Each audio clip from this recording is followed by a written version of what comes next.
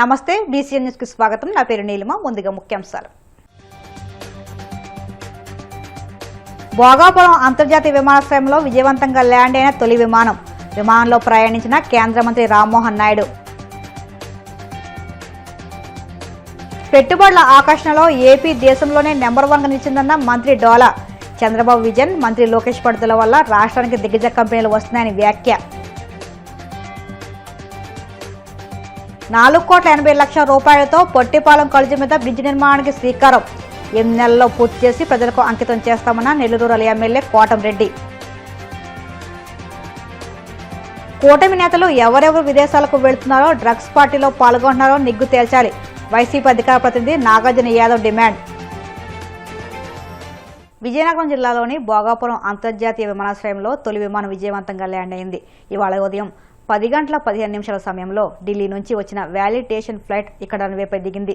ఈ విమానంలో కేంద్ర పౌర విమానయాన శాఖ మంత్రి Kinjarapu Rammohan Naidu, Vizianagaram MP Kalisetti Appalanaidu, ATC chairman తదితరులు ప్రయాణించారు. అత్యాధునిక టెక్నాలజీ నిర్మిస్తున్న ఈ ఎయిర్పోర్ట్ ప్రాజెక్టు పనులు ఇప్పటికే 96% పూర్తయినట్లు నిర్మాణ సంస్థ జీఎంఆర్ వెల్లడించింది. ఈ నేపథ్యంలో విమానాశ్రయాన్ని జూన్ 26న అధికారికంగా ప్రారంభించేందుకు ఏర్పాట్లు వేగవంతం చేశారు. ఈ టెస్ట్ ఫ్లైట్ విజయవంతం కావడంతో త్వరలోనే ఈ ప్రాంతం నుంచి విమాన సర్వీసులు అందుబాటులోకి రానున్నాయి.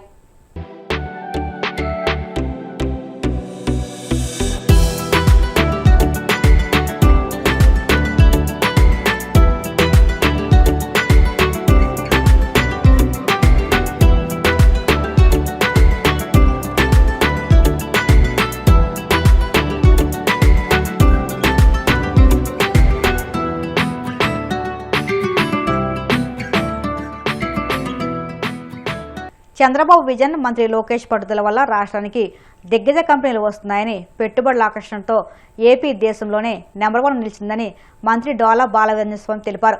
బ్యాంక్ ఆఫ్ బరోడా సీఎంఐ నివేదికలో పెట్టుబడుల గమ్యస్థానంగా ఏపీ అగ్రస్థానంలో నిలవడం రాష్ట్రానికి గర్వకారణమన్నారు. మంగగిరిలోని టీడీపీ కేంద్ర కార్యాలయంలో ఆయన సమావేశంలో మాట్లాడుతూ వైసీపీ 5 ఏళ్ల విధ్వంస పాలనలో పరిశ్రమలు తరలిపోయాయని గుర్తు చేశారు. ఎన్డీఏ ప్రభుత్వం అధికారంలోకి వచ్చిన తర్వాత 25 కీలకమైన పారిశ్రామిక విధానాలు అమలు చేయడంతో పరిస్థితి పూర్తిగా మారిందన్నారు. పెట్టుబడిదారుల విశ్వాసాన్ని ప్రభుత్వం సంపాదించిందని తెలిపారు. విశాఖలో జరిగిన సిఐఐ సమ్మిట్లో 13.25 లక్షల కోట్ల పెట్టుబడులు ఆకర్షించగలమని గుర్తు చేశారు. గత 5 ఏళ్లలో విధ్వంసాలను చూశాం, వేధింపులను చూశారు, రాష్ట్రం నుంచే పరిశ్రమలు పారిపోయాయి. ఈ రోజున ముఖ్యమంత్రి గారు ఇస్తున్నటువంటి పాలసీలు, ఎన్డీఏ ప్రభుత్వం వచ్చిన తర్వాత 25 రకాల పాలసీలు తీసుకొని రావడం జరిగింది. ఈ పాలసీలు అత్యుత్తమని, భారతదేశంలోనే అత్యంత ఉత్తమమైన పాలసీలని మన రాష్ట్రంలో ముఖ్యమంత్రి చంద్రబాబు నాయుడు నేతృత్వంలోని ఎన్డీఏ ప్రభుత్వం తీసుకొచ్చింది.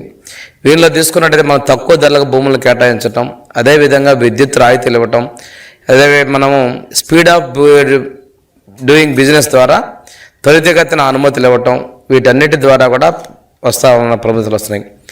విపక్షం ఎన్నిసార్లు కోర్టులకు వెళ్ళినా కానీ మన పాలసీలని కోర్టుల ద్వారా కూడా మనకి ఎలాంటి ఇబ్బందులు లేకుండా వచ్చిన పరిస్థితుల్లో రాబోయే 15-20 సంవత్సరాల కాలం వరకు కూడా ఈ సుస్థిర ప్రభుత్వంలో ముఖ్యమంత్రి గారి చంద్రబాబు నాయుడు గారి మీద ఉన్నటువంటి నమ్మకం, విశ్వాసంతోనే ఈ మన ఆంధ్రప్రదేశ్ రాష్ట్రానికి పరిశ్రమలు వస్తూ ఉన్నాయనడంలో సందేహం లేదు.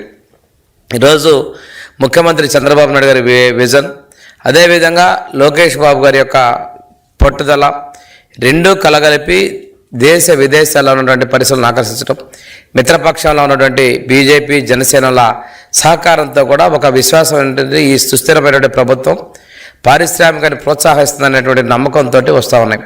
ఈరోజు ఒకసారి తీసుకున్నట్టయితే బ్యాంక్ ఆఫ్ బరోడా సీఎంఐఐ ద్వారా ఇచ్చినటువంటి వార్షిక నివేదికలో ఆంధ్రప్రదేశ్ రాష్ట్రంలోనే అగ్రస్థానంలో 25.3% యొక్క పెట్టుబడులతోటి గత 9 నెలల్లోనే, అంటే ఏప్రిల్ 2025 ఏప్రిల్ నుంచి డిసెంబర్ మధ్యకాలంలో 9 నెలల్లోనే అత్యధికంగా పెట్టుబడులు తీసుకొచ్చినటువంటి రాష్ట్రంగా ఆంధ్రప్రదేశ్ వాటా 25.3% ఉంటే, తర్వాత 2-3 స్థానాల్లో ఒరిస్సా, అదేవిధంగా మహారాష్ట్రలు ఉన్నాయంటే మన ప్రభుత్వం మీద, మన నాయకత్వం మీద, ముఖ్యమంత్రి చంద్రబాబు నాయుడు గారి మీద మన విశ్వాసాన్ని రుజువు చేస్తూ ఉంది. ఇక్కడ ఇంకో విషయం ఏంటంటే మనం ఒకసారి గమనించుకోవాల్సింది, మన కలెక్టర్స్ కాన్ఫరెన్స్ జరిగినప్పుడే ఆ రోజు కూడా ఒకటి business reformer of the year అనేటువంటి దానికి మన గౌరవ ముఖ్యమంత్రి గారు శ్రీ నారా చంద్రబాబు నాయుడు గారు ఎంపికయ్యారు. అంటే జాతీయ స్థాయి మీడియా కూడా అబ్జర్వ్ చేస్తుంది. అంటే ఈ ఎంపిక అయినటువంటి కొద్ది మందిలో మన ఆంధ్రప్రదేశ్ నుంచి ముఖ్యమంత్రి గారికి ఆ గౌరవం దక్కిందంటే ఈ కష్టకాలంలో ఆర్థిక ఇబ్బందులు ఉన్నటువంటి ఈ ప్రభుత్వ సాధన నడిపించడంలో వారు తీసుకున్నటువంటి చొరవ, వారు తీసుకున్నటువంటి అభివృద్ధి కృషి ఫలితంగా ఇంత పెద్ద ఎత్తున ఒక్కసారిగా పెట్టుబడులు రావటం. నెల్లూరు రూరల్ దశాబ్దాల కళ పొట్టేపాలెం కలుజుపై వంతెన నిర్మాణం నెరవేరబోతుందని ఎమ్మెల్యే కోటనేని శ్రీధర్ రెడ్డి అన్నారు. సోమవారం ఉదయం 10 గంటలకు బ్రిడ్జికి శంకుస్థాపన చేస్తామని ఆయన తెలియజేశారు. నెల్లూరు పార్లమెంట్ సభ్యులు వేమిరెడ్డి ప్రభాకర్ రెడ్డి, నెల్లూరు జిల్లా పార్లమెంటరీ అధ్యక్షులు బీద రవిచంద్ర, కోవూరు ఎమ్మెల్యే వేమిరెడ్డి ప్రశాంత్ రెడ్డి శంకుస్థాపన కార్యక్రమానికి ముఖ్య అతిథులుగా పాల్గొంటారని తెలిపారు. 4,80,00,000 రూపాయలతో పొట్టేపాలెం కొలుజు మీద నాణ్యతా ప్రమాణాలతో బ్రిడ్జి నిర్మాణం చేసి 8 నెలల్లో పూర్తి చేసి ప్రజలకు అంకితం చేస్తామని పేర్కొన్నారు. బ్రిడ్జి నిర్మాణానికి సహకరించిన సీఎం చంద్రబాబు, ఉప ముఖ్యమంత్రి పవన్ కళ్యాణ్, మంత్రులు నారా లోకేష్, బీసీ జనార్దన్ రెడ్డికి అధికారులకు ప్రత్యేక ధన్యవాదాలు తెలియజేశారు. పొట్టేపాలెం కలుజు మీద బ్రిడ్జి నిర్మాణం నెల్లూరు రూరల్ నియోజకవర్గంలో ఈ పొట్టేపాలెం బ్రిడ్జి దశాబ్దాల కళ నెరవేరుతున్న వేళ ఈ యొక్క సమస్య దశాబ్దాలుగా ఉన్నది ఒక్క నెల్లూరు రూరల్కే కాదు, నెల్లూరు, కోవూరు, ఆత్మకూరు, ఉదయగిరి, పక్కనుండే కడప జిల్లా బద్వేలు 5 నియోజకవర్గాలకి, అటు సర్వేపల్లి 5 నియోజకవర్గాలకి ఈ దారిని గుండా వాహనాలు వెళుతూ ఉంటాయి. ఆ పొట్టేపాలెం కలుజు మీద బ్రిడ్జి లేక దశాబ్దాలుగా నానా కష్టాలు పడిన ప్రజలు కష్టాలు పడిన తీరు. ఈ పొట్టేపాలెం కలుజు మీద బ్రిడ్జి నిర్మాణం సాగించాలని గత 11 ఏళ్లుగా శాసనసభ్యుడిగా అనేక ప్రయత్నాలు చేయడం జరిగింది. కానీ అవన్నీ కూడా సఫలం కాలేదు. గత ప్రభుత్వంలో అప్పటి ముఖ్యమంత్రి జగన్మోహన్ రెడ్డి గారు బ్రిడ్జి నిర్మించిస్తానని మాట ఇచ్చినప్పటికీ కూడా ఇవ్వని పరిస్థితి. ఈ పరిస్థితుల్లో ఈనాడు రాష్ట్ర ముఖ్యమంత్రిగా చంద్రబాబు నాయుడు గారు ఎన్నికల వేళ ఇచ్చిన హామీ పొట్టేపాలెం కలుజు మీద బ్రిడ్జి నిర్మాణం, మునుమూడి కలుజు మీద బ్రిడ్జి నిర్మాణం, ఈ రెండింటికి కూడా నిధులు విడుదల చేయడం జరిగింది. 4,85,00,000 రూపాయలతో పొట్టేపాలెం కలుజు మీద బ్రిడ్జి నిర్మాణం, దాదాపు 60 లక్షల రూపాయల వ్యయంతో మునుమూడి కలుజు మీద బ్రిడ్జి నిర్మాణం. రేపటి రోజు పొట్టేపాలెం కలుజు మీద బ్రిడ్జి నిర్మాణానికి శంకుస్థాపన చేస్తున్నాం. ఎల్లుండి ఉదయం 10 గంటలకి, ఈ నెల 5వ తారీఖు సోమవారం ఉదయం 10 గంటలకి పొట్టేపాలెం కలుజు మీద బ్రిడ్జి శంకుస్థాపన చేస్తూ ఉన్నాం.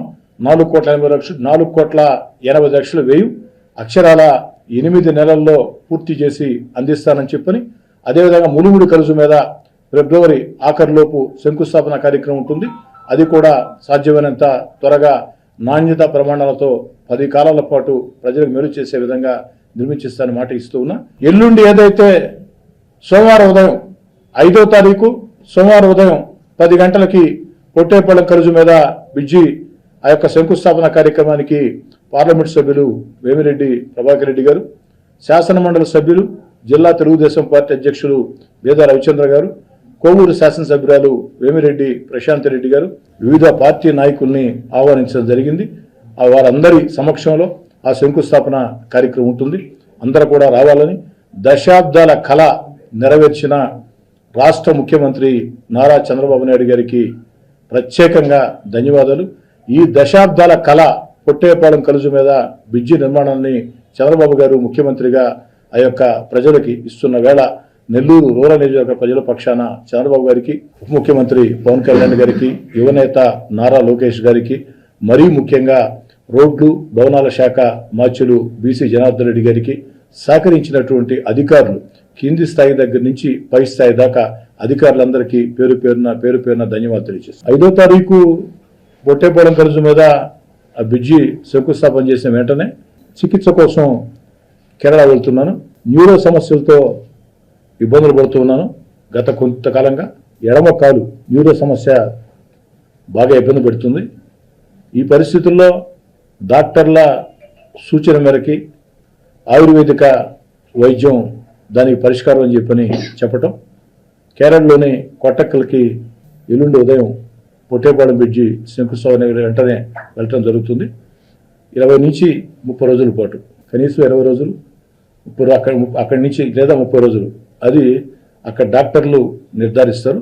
ఈ 4 రోజుల పాటు కూడా సుమారుగా 4 రోజుల పాటు నెల్లూరు రూరల్ ప్రజలకి అందుబాటులో ఉన్నాను. నేను అందుబాటులో ఉన్నా లేకున్నా ఎప్పట్లాగే నా తమ్ముడు కోటమిరెడ్డి గిరిధర్ రెడ్డి, అదేవిధంగా ఎమ్మెల్యే కార్యాలయం, నెల్లూరు రూరల్ నియోజకవర్గంలో ఉండే తెలుగుదేశం పార్టీ క్లస్టర్ ఇన్ఛార్జీలు, కో క్లస్టర్ ఇన్ఛార్జీలు, డివిజన్ అధ్యక్షులు, కార్పొరేటర్లు, సర్పంచులు, ఎంపీటీసీలు, మండల ప్రజాపరిషత్ అధ్యక్షుడు, అందరూ అటు మేయర్ గారు అందరూ కూడా రూరల్ ఎమ్మెల్యే కార్యాలయ పక్షాన ప్రజలు. కోటమి ప్రభుత్వం డ్రగ్స్ మాఫియా చేతుల్లోకి వెళ్లిపోయిందని వైసీపీ అధికార ప్రతినిధి నాగార్జున యాదవ్ ఆరోపించారు. నెల్లూరులో డ్రగ్స్ మాఫియా పెంచలయ్య అనే వ్యక్తికి హత్య చేస్తుందని హైదరాబాద్లో బీజేపీ ఎమ్మెల్యే ఆదినారాయణ రెడ్డి కుమారుడు సుధీర్ రెడ్డి డ్రగ్స్తో దొరికారని, విదేశాల నుండి ఏపీ నేతలకు డ్రగ్స్ ఎలా దొరుకుతున్నాయని ప్రశ్నించారు. డ్రగ్స్ మీద అవగాహన కల్పించామని హోంమంత్రి అనిత చెప్తున్నారని, మరి కూటమి నేతలు డ్రగ్స్ తీసుకుంటూ ఎలా దొరికారని ఎద్దేవా చేశారు. కూటమి నేతలు ఎవరెవరు విదేశాలకు వెళుతున్నారో, డ్రగ్స్ పార్టీలో పాల్గొంటున్నారో తేల్చాలని డిమాండ్ చేశారు. అత్యంత సన్నిహితుడైనటువంటి సుధీర్ రెడ్డి గారు డ్రగ్స్ తీసుకుంటూ గంజాయి సేవిస్తూ పోలీసులకు పట్టుబడ్డాడనేటువంటి వార్తలు మనందరం చూస్తున్నాం. రోజు ఆంధ్రప్రదేశ్ రాష్ట్రంలో పూర్తిగా ప్రభుత్వం డ్రగ్స్ మరియు గంజాయి మాఫియా చేతుల్లోకి వెళ్లిపోయింది. ఎవరైతే డ్రగ్స్ కి వ్యతిరేకంగా పోరాటం చేస్తున్నారో, గంజాయికి వ్యతిరేకంగా పోరాటం చేస్తున్నారో వారిపైన ఆ ముఠాలు తెగబడి ఆ మాఫియా హత్యాకాండ చేసి పెంచలయ్య అనేటువంటి ఒక ఉద్యమకారుణ్ణి కూడా చంపినటువంటి వైనాన్ని కూడా మనందరం చూసాం. షాడో ముఖ్యమంత్రి నారా లోకేష్ గారికి అత్యంత సన్నిహితుడుగా పేరొందినటువంటి సుధీర్ రెడ్డి గారు గంజాయి కేసులో రెడ్ హ్యాండెడ్ గా పోలీసులకు దొరికారు. డ్రగ్స్ తీసుకుంటూ రెడ్ హ్యాండెడ్ గా తన స్నేహితులతో పార్టీ చేసుకుంటూ సొంత నివాసంలోనే లోకేష్ గారి సన్నిహితుడు సుధీర్ రెడ్డి గారు పట్టుబట్టడం చూస్తుంటే ఖచ్చితంగా మాఫియాకి, గంజాయి మాఫియాకి, డ్రగ్స్ మాఫియాకి ఆంధ్రప్రదేశ్ రాష్ట్ర ప్రభుత్వ పెద్దల ఆశీస్సులున్నాయని తెలిసిపోయింది.